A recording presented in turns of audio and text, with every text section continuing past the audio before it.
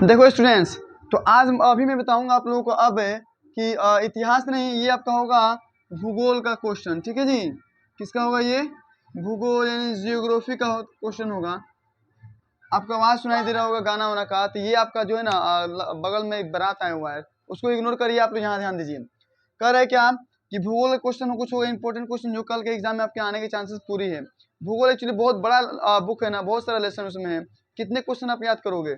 तो मैंने कुछ शॉर्ट क्वेश्चन, मैंने कम क्वेश्चन मैंने करके लाया है आप लोगों के लिए। तो मुझे चांसेस है, मुझे लग रहा है कि इसी से क्वेश्चन कोई ना कोई एग्जाम में आएगा। ठीक है, आप जो पढ़ना पढ़िए, बट इस क्वेश्चन को पक्का पढ़ लीजिएगा, जरूर पढ़िएगा इस क्वेश्चन को, क्योंकि ये क्वेश्चन आने के चांसेस काफी अधिक है। ठीक है, तो आइए जानते हैं कौन कौन से प्रश्न है। पहला क्वेश्चन है कि वन एवं वन्य जीवों के महत्व को लिखे। ये काफी इंपॉर्टेंट क्वेश्चन है, वन एवं वन्य जीवों के महत्व को लिखना है। ठीक है, सेकंड क्वेश्चन, जल संकट क्या है? काफी इजी क्वेश्चन, काफी इंपॉर्टेंट क्वेश्चन। ठीक है, ये आपको देखते ही याद हो जाएगा। थर्ड क्वेश्चन है फसल चक्रण मृदा संरक्षण में किस प्रकार सहायक है? काफी इंपॉर्टेंट क्वेश्चन, इसको VVI कह सकते हैं कि फसल चक्रण मृदा संरक्षण में किस प्रकार सहायक है। क्वेश्चन नंबर 4 है कि मुंबई हाई तेल उत्पादक क्षेत्र का परिचय दे। मुंबई जो हाई जो है तेल उत्पादक क्षेत्र का परिचय देना आप लोगों को। ठीक है, क्वेश्चन नंबर 5 है हरित क्रांति से आप क्या समझते हो? क्या क्वेश्चन है कि हरित क्रांति से आप क्या समझते हो? ये 5th नंबर क्वेश्चन है, ये भी काफी इंपॉर्टेंट क्वेश्चन है। 6th नंबर में कि लौ और अलौह अयस्क खनिज में अंतर लिखना है। लौह खनिज और अलौह खनिज में अंतर आपको लिखना है। क्वेश्चन नंबर 7 है कि कोयला के विभिन्न प्रकारों का नाम लिखें। ये जो है ना, ये आपके ऑब्जेक्टिव और सब्जेक्टिव दोनों में काम आएगा। अगर प्रकार याद रखोगे तो ऑब्जेक्टिव क्वेश्चन में भी आता है कि कोयले का प्रकार निम्नलिखित में से है, उत्तम स्रोत कौन सा, कोयला का कौन सा प्रकार है। ठीक है, तो कोयला के विभिन्न प्रकारों के नाम लिखे। 8 नंबर क्वेश्चन है नदी घाटी परियोजना के किन्हीं 2 लाभों का उल्लेख करें। काफी इंपॉर्टेंट क्वेश्चन है ये भी और ये भी। ठीक है, कह रहा भारत के 2 नकदी एवं रोपण फसलों के नाम लिखे। ये भी क्वेश्चन कई बार एग्जाम में आ चुका है। और ये लास्ट क्वेश्चन है कि नए औद्योगिक नीतियों के मुख्य बिंदु का वर्णन करें। बहुत सारे क्वेश्चन आप पढ़ ही रहे होंगे, साथ साथ ये क्वेश्चन को जरूर देखिएगा। इसमें से काफी ऐसे क्वेश्चन होंगे जो आपको पहले से याद होगा, और ऐसे क्वेश्चन जो आप पढ़ भी रहे होंगे, साथ साथ इसमें भी पढ़ लीजिए कौन से याद है कौन याद नहीं है। और मैंने स्टार में कुछ लगा कर लिखा है यहाँ पे, जैसे एक स्टार क्वेश्चन लिखना है, संसाधन क्या है? संसाधन, संसाधन क्या है, या संसाधन को परिभाषित करे। संसाधन कितने प्रकार के होते हैं? प्राकृतिक और मानव निर्मित। ठीक है ना, तो ये सब भी संसाधन के प्रकार भी पूछ सकता है एग्जाम में, तो आप लोग इस सब को भी याद रखोगे जरूर। ठीक है ना, ऑब्जेक्टिव में सब्जेक्टिव दोनों में आ सकता है ये कि संसाधन क्या है, किसे कहते हैं, संसाधन को परिभाषित करें, संसाधन कितने प्रकार के होते हैं, ये सब एग्जाम में आ सकते हैं। ठीक है, और नवीकरणीय अनवीकरणीय ऊर्जा स्रोत क्या होते हैं। ठीक है, तो आप इसको भी अच्छे से पढ़ लीजिएगा। और अयस्क खनिज और गैंग, इसको भी देख लीजिएगा, काफी आसान होता है ये सभी। और खरीफ फसल के कुछ एग्जाम्पल देख लीजिएगा, खरीफ फसल के 2-3 एग्जाम्पल लिखिए, खरीफ फसल किसे कहते हैं। ठीक है ना, तो ये जो स्टार में लिखा है 4 क्वेश्चन, ये काफी इजी क्वेश्चन है, चांसेस है आने का एग्जाम में। तो आप इस सबको तो पढ़ना ही आप लोगों को, इसको भी एक एक नजर देख लीजिएगा, आपको याद हो जाएगा। काफी आसान क्वेश्चन है ये। ठीक है ना, कि संसाधन क्या किसे कहते हैं, क्या है, परिभाषा लिखे। संसाधन कितने प्रकार के होते हैं, मानव निर्मित, प्राकृतिक संसाधन, उनको परिभाषित करे। या जो जैसे भी क्वेश्चन पूछे, नवीकरणीय अनवीकरणीय में अंतर पूछ सकता है, नवीकरणीय अनवीकरणीय की परिभाषा पूछ सकता है। ठीक है, और अयस्क के खनिज और गैंग को परिभाषित करे एग्जाम में कह सकता है। खरीफ फसल के एग्जाम्पल दे, उदाहरण दे। ठीक है ना, जैसे भी क्वेश्चन का एग्जाम में आप लोग लिख लीजिएगा। ठीक है, उम्मीद है आप सभी को ये क्वेश्चन काफी इंपॉर्टेंट लगे होंगे, मुझे भी लग रहे थे, मैंने लिखा। इसके अलावा भी कोई क्वेश्चन आपको इंपॉर्टेंट लग रहे हो तो आप देख लीजिएगा, बट कितना क्वेश्चन देखिएगा, सभी क्वेश्चन तो इंपॉर्टेंट ही लग रहे हैं। ठीक है ना, इसीलिए ज्यादा क्वेश्चन ना देखकर हम लोग कम से कम इस क्वेश्चन को देख लें, क्योंकि 2-3 क्वेश्चन आएंगे एग्जाम में आप लोगों को, तो इससे शायद इससे आने के चांसेस हैं।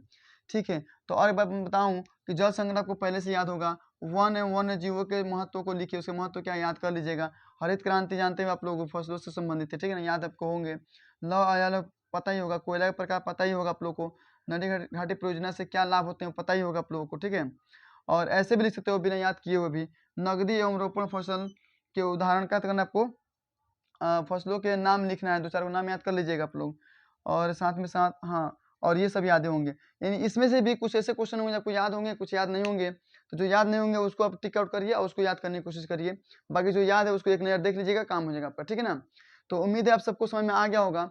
तो देखिए, अभी मैंने बताया आप लोगों को क्या हाँ, मैंने बताया आपको इतिहास के इंपॉर्टेंट क्वेश्चन, पॉलिटिकल यानी राजनीतिक विज्ञान के इंपॉर्टेंट क्वेश्चन और साथ ही साथ जियोग्राफी के इंपॉर्टेंट क्वेश्चन मैंने बताया। अब 2 और सब्जेक्ट बच रहा है, तो जैसे होगा आपदा प्रबंधन, काफ़ी शॉर्ट क्वेश्चन है, उसमें से 5-6 क्वेश्चन होंगे बस, ज़्यादा नहीं होंगे। और एक इकोनॉमिक्स जो है अर्थशास्त्र है, उसका काफ़ी इंपॉर्टेंट क्वेश्चन होंगे, ठीक है। उम्मीद है आप सभी को सभी क्वेश्चन अच्छे लगे होंगे, ठीक है। तो आइए जानते हैं हम लोग क्या अब नेक्स्ट है कि इकोनॉमिक्स के कौन से ऐसे प्रश्न हैं जो काफ़ी इंपॉर्टेंट होंगे आपके एग्जाम के लिए, ठीक है। आइए जानते हैं इंपॉर्टेंट कौन है, और वो भी इकोनॉमिक्स के क्वेश्चन जो आपके एग्जाम में आने के पूरी चांसेस हैं, ठीक है। चलिए देखते हैं नेक्स्ट क्वेश्चन कौन से है। इकोनॉमिक्स जो विषय होगा वो इकोनॉमिक्स होगा यानी अर्थशास्त्र होगा, ठीक है। हम लोग पढ़ेंगे कि आपका होगा ये आपका भूगोल, यहाँ पर भूगोल लिखेंगे ना, यहाँ भूगोल होना चाहिए बाबू आप लोगों का। यहाँ भूगोल जो हमने पहले पढ़ा था ना, इसके जस्ट पहले वीडियो में पढ़ा था हमने भूगोल का क्वेश्चन। तो अब हम लोग पढ़ेंगे किसका क्वेश्चन ये है, ये अर्थशास्त्र यानी इकोनॉमिक्स का क्वेश्चन है, ठीक है ना। ये अर्थशास्त्र यानी इकोनॉमिक्स जो है सब्जेक्ट आपका, उसका क्वेश्चन मैंने लाया आपको 10 क्वेश्चन केवल आप लोगों के लिए, ठीक है। मुझे पूरी उम्मीद है कि इसमें से ये क्वेश्चन कोई ना कोई एग्जाम में आएंगे, ठीक है। बाकी तो क्वेश्चन तो बहुत सारे हैं, कितने क्वेश्चन आप लोग पढ़ोगे, सभी सब्जेक्ट में तो क्वेश्चन बहुत अधिक हो जा रहा है। चलिए आज जानते हैं कौन सा इंपॉर्टेंट क्वेश्चन है अर्थशास्त्र से। तो क्वेश्चन है सतत विकास क्या है, काफी इंपॉर्टेंट क्वेश्चन है। नेक्स्ट है एटीएम क्या है, एटीएम का फुल फॉर्म तो लिखना ही आपको, साथ में उसके बारे में कुछ बताना है आप लोगों को, ठीक है, 2-4 लाइन, ठीक है। 3वां क्वेश्चन है कि आर्थिक आधारभूत संरचना का क्या महत्व है, ठीक है। ये काफी इंपॉर्टेंट है, इसको VBI कर सकते हो आप। ये क्वेश्चन थोड़ा अजीब है बट इंपॉर्टेंट क्वेश्चन है। क्वेश्चन नंबर 4 है कि आय से आप क्या समझते हो, काफी इंपॉर्टेंट क्वेश्चन। 5 नंबर में स्वयं सहायता समूह से आप क्या समझते हो, ये भी इंपॉर्टेंट है। 6 नंबर में मुद्रा की परिभाषा दें, मुद्रा जो होता है ना रुपये पैसा, उसकी परिभाषा देना आप लोगों को, ठीक है। 7 में आर्थिक सुधार का या नई आर्थिक नीति की 3 विशेषताओं को लिखें। देखिए ध्यान से, आर्थिक सुधार या नई आर्थिक नीति के 3 विशेषताएं लिखनी है आप लोगों को। एग्जाम में भी क्वेश्चन पूछ सकता है कि नई आर्थिक नीति कब लागू हुई, नई आर्थिक नीति क्या है, ठीक है। तो जब इसकी विशेषताएं पढ़ोगे तो सबसे पहले ये लिखिएगा ना आप लोग कि नई आर्थिक नीति एक्चुअली होता क्या है, उसके बाद विशेषता लिख देना है 1-2-3, ठीक है ना, कोई भी विशेषताएं होंगी। और 8 नंबर है कि उपभोक्ता शोषण से आप क्या समझते हो, उपभोक्ता शोषण से आप क्या समझते हो, काफी इजी क्वेश्चन है और काफी इंपॉर्टेंट क्वेश्चन भी है। क्वेश्चन नंबर 9 है कि राष्ट्रीय आय और प्रति व्यक्ति आय क्या है। एग्जाम में एक शब्द नहीं आएगा दोनों, एग्जाम में यह सकता है कि राष्ट्रीय आय क्या है, या राष्ट्रीय आय को परिभाषित करे, या क्वेश्चन है प्रति व्यक्ति आय किसे कहते हैं, या प्रति व्यक्ति आय को परिभाषित करे, ऐसे क्वेश्चन आ सकते हैं, ठीक है। 10 नंबर क्वेश्चन है कि सूक्ष्म वित्त योजना के सूक्ष्म वित्त योजना को परिभाषित करना है, ठीक है जी। सूक्ष्म वित्त योजना को परिभाषित करे या परिभाषा दे या परिभाषित करे, जैसे भी क्वेश्चन है आपको, तो आपको अच्छे से एग्जाम में लिखना है कि सूक्ष्म वित्त योजना को परिभाषित, तो परिभाषा देना होना चाहिए यहाँ पे, परिभाषित करे, ये क्वेश्चन ऐसे हो गया। ऐसे हो सकता है कि सूक्ष्म वित्त योजना का परिभाषा दे, जैसे मैंने पहले लिखा था, इस क्वेश्चन को ऐसे भी चेंज कर दिया मैंने, ठीक है। ये सभी क्वेश्चन किसके हैं, ये अर्थशास्त्र जो होता है लेसन यानी सब्जेक्ट होता है, सब्जेक्ट, उसका ये सभी क्वेश्चन इंपॉर्टेंट क्वेश्चन है जो कल के एग्जाम में आपको देखने को मिलेंगे। और मुझे पूरी चांसेस है कि इसमें से कोई ना कोई क्वेश्चन आएंगे आपको एग्जाम में, अगर नहीं भी आया, नहीं आने का सवाल ही नहीं है, ठीक है। अगर आपको भी कोई लग रहा है कोई इंपॉर्टेंट क्वेश्चन इसके अलावा, आप देख लीजिए, काफी क्वेश्चन इसमें से आपको याद होगा। जो क्वेश्चन याद नहीं है उसको देखिए, इसमें से टिक लगे कौन सा क्वेश्चन आपको याद नहीं है, किस क्वेश्चन में डाउट है। साथ ही साथ मैंने यहाँ पर कुछ लिखा आप लोगों को, उससे पहले यहाँ देखें, ये क्वेश्चन जो है सब्जेक्ट भूगोल का है, ठीक है, जियोग्राफी का है, भूगोल का। और ये क्वेश्चन काफी इंपॉर्टेंट मुझे लग रहा था, इसीलिए मुझे लगा कि क्यों ना ये क्वेश्चन छूट गया था, तो मैंने सोचा क्यों ना इसको बता दूं मैं इसी वीडियो में कि बहुउद्देशीय परियोजनाओं से आप क्या समझते हैं, बहुउद्देशीय परियोजना से आप क्या समझते हैं। बहुउद्देशीय मतलब समझ में आ रहा है आपको, इसका आंसर क्या होगा, बहुत ऐसे परियोजना जिसमें बहुत सारे उद्देश्य हो, जैसे कि नदी घाटी परियोजना, ठीक है ना, बहुत सारे। तो क्वेश्चन कर रहा है बहुउद्देशीय परियोजनाओं से आप क्या समझते हैं, इसके बारे में लिखना है आपको 5-7 लाइन, ठीक है ना। अब देखिए इकोनॉमिक्स का एक और क्वेश्चन है जो काफी इंपॉर्टेंट है, हर साल एग्जाम में आते हैं, ये काफी इंपॉर्टेंट है, इसको आप VBI कर सकते हैं, ठीक है ना जी। क्या है कि कहेगा कि विस्तारित रूप लिखिए, एग्जाम में कहेगा निम्नलिखित का विस्तारित रूप लिखिए या फुल फॉर्म लिखिए, जैसे भी कहे एग्जाम में आप करिएगा ध्यान से। तो ये 9 मैंने लिखा है यहाँ पे कि GDP, PCI, NSSO, CSO, GNP, NNP, NI, EDI और ATM, इस सब में से कोई ना कोई क्वेश्चन आपको एग्जाम में कल पक्का देखने को मिलेगा, ठीक है। तो आप सभी बच्चे इस क्वेश्चन को अच्छे से याद कर लीजिएगा। ये निश्चित है कि आपको 2 नंबर क्वेश्चन ये आएगा एग्जाम में, ऑब्जेक्टिव में भी आ सकता है, जिससे आपका ये श्योर है कि एग्जाम में आएगा कल, 100% श्योर है कि एग्जाम में इसमें से कोई ना कोई क्वेश्चन कल देखने को मिलेगा, ऑब्जेक्टिव हो या सब्जेक्टिव हो, पक्का आएगा तो आएगा। तो आप लोग इसको अच्छे से याद कर लीजिए, याद तो होगा ही ऑलरेडी, और थोड़ा सा देख लीजिए, आपको याद हो जाएगा और बेस्ट अच्छे तरीका से, ठीक है। उम्मीद है आप सभी को ये सभी क्वेश्चन जो दिख रहा है ना यहाँ पे क्वेश्चन, सभी क्वेश्चन आपको अच्छा लगा होगा, ठीक है। तो बस इतना ही क्वेश्चन मैं दे रहा हूँ आप लोगों को, किससे, तो ये अर्थशास्त्र से, क्योंकि वो क्वेश्चन तो बहुत सारे हैं, बट कितना क्वेश्चन पढ़ेगा, एक दिन समय है, पहले से आप क्वेश्चन बहुत सारे पढ़ लिए होंगे, साथ ही में इस क्वेश्चन को भी थोड़ा रिविजन कर लीजिए, पढ़े होंगे कुछ क्वेश्चन नहीं पढ़े होंगे। तो जैसे भी आपको लगे, जो क्वेश्चन आपको इंपॉर्टेंट लगे और जो क्वेश्चन आपको ऐसा लगे कि मुझे याद नहीं है, उस क्वेश्चन को जरूर टिक आउट कीजिए और उसको पढ़ लीजिए, सभी क्वेश्चन को नोट कर लीजिए, आप एक पन्ने पर नोट कीजिए और पढ़ना शुरू कर दीजिए फटाफट, ठीक है। तो देखिए 10 क्वेश्चन है, 10 क्वेश्चन के लिए मैं फिर से बोल रहा हूँ कि 5 मिनट से, एक क्वेश्चन के लिए 5 मिनट से अधिक आपको नहीं देना है, ठीक है जी। ये क्वेश्चन में 5 मिनट दीजिए, उसको याद करिए 5 मिनट में, आई एम श्योर कि आप लोगों को 5 मिनट में याद हो जाएगा, क्योंकि पहले से पढ़ते आ रहे हो ना, अभी रिविजन नहीं करना है ना उसको, ये थोड़ी कि नया क्वेश्चन इसमें है, नया क्वेश्चन कोई नहीं है, सब पढ़ चुके हो आप लोग, ठीक है ना। तो उम्मीद है आप सब कोई अच्छे से इसको तैयारी कर लीजिएगा, और कल का जो मंडे को जो एग्जाम आपको होने वाला है, वो आपका एग्जाम काफ़ी बेस्ट होगा, ठीक है ना, बहुत अच्छे से जाएगा। आप सभी क्वेश्चन को अच्छे से पढ़ लीजिएगा, मैंने बहुत सोच समझ के ये क्वेश्चन डाला है। अब देखते हैं कि परसों मंडे को होता क्या है एक्चुअली, ठीक है ना। सही बच्चे और भी क्वेश्चन बहुत सारे पढ़ रहे होंगे, साथ साथ इस क्वेश्चन को भी पढ़ लीजिएगा अच्छे से, ठीक है। तो चलिए अब मिलते हैं हम लोग फिर। अच्छा, एक और क्वेश्चन बच गया, जो आपदा प्रबंधन का क्वेश्चन, मैं 5 से 6 क्वेश्चन बताऊंगा आपको, जो कल एग्जाम में पक्का देखने को मिलेगा आपको। तो इस नेक्स्ट वीडियो में बताता हूँ आपको, पहले इसको तैयारी कर लीजिए आप लोग। यानी मैं इस वीडियो में बताऊंगा आपको किसका, तो जियोग्राफी प्लस इकोनॉमिक्स, यानी भूगोल, यानी क्या कहेंगे इसको, भूगोल और अर्थशास्त्र, इस दोनों का क्वेश्चन होंगे इस वीडियो में, ठीक है। तो आप लोग 10-10 क्वेश्चन होंगे, तो अच्छे से आप कर लीजिए।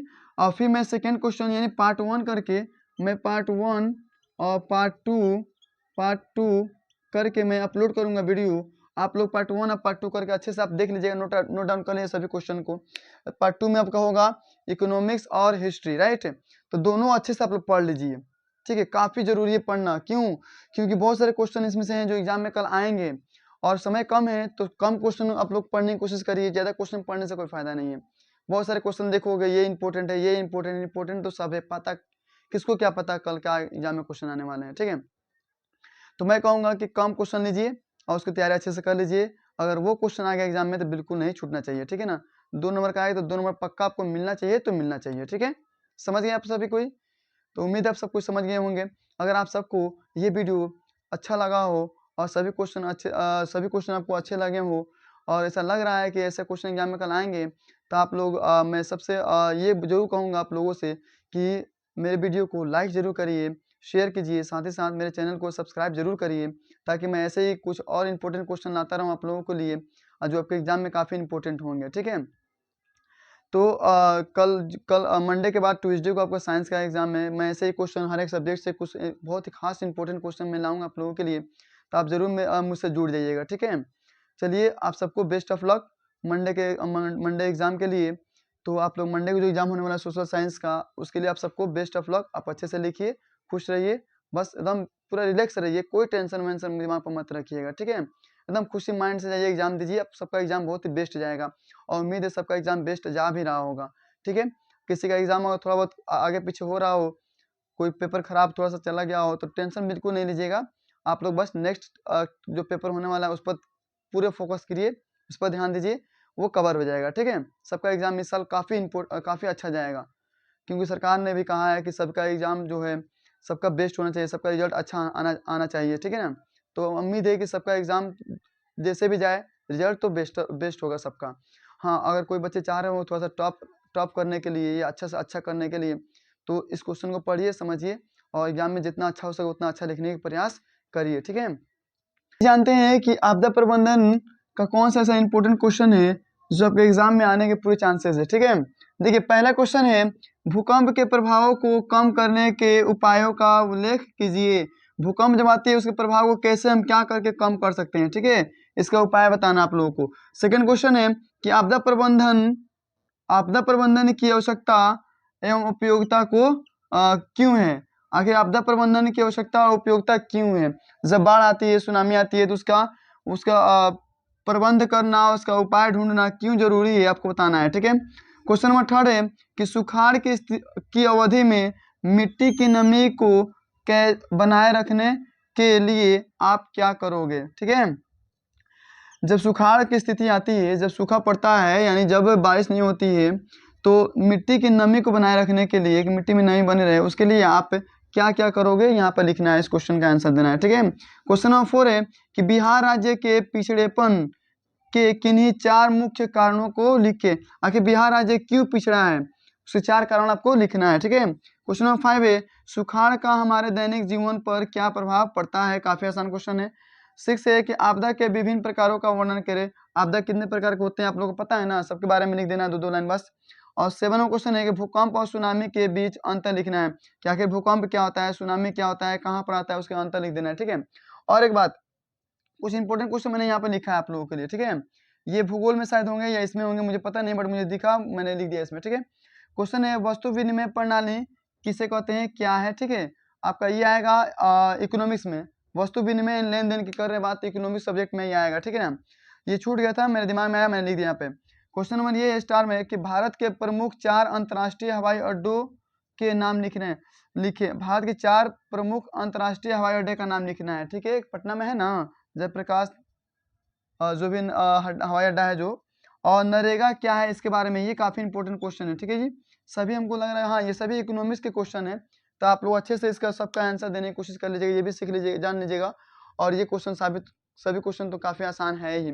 ये आपदा प्रबंधन का ये क्वेश्चन है, 7 क्वेश्चन है, और ये इकोनॉमिक्स में ये तीनों क्वेश्चन भी आ जाएंगे, ठीक है। इकोनॉमिक्स यानी अर्थशास्त्र में ये तीनों क्वेश्चन आ जाएंगे। उम्मीद है आप सभी को ये सभी क्वेश्चन काफ़ी इंपॉर्टेंट लगे होंगे, अच्छे लगे होंगे आप सबको। मुझे विश्वास है कि आप सब अच्छे से इस क्वेश्चन को याद कर लेंगे, ठीक है। तो चलिए आपके एग्जाम के लिए बेस्ट ऑफ लक। और जानते हैं हम लोग और भी कुछ है क्वेश्चन भूगोल का, इसी वीडियो में देखेंगे हम लोग भूगोल।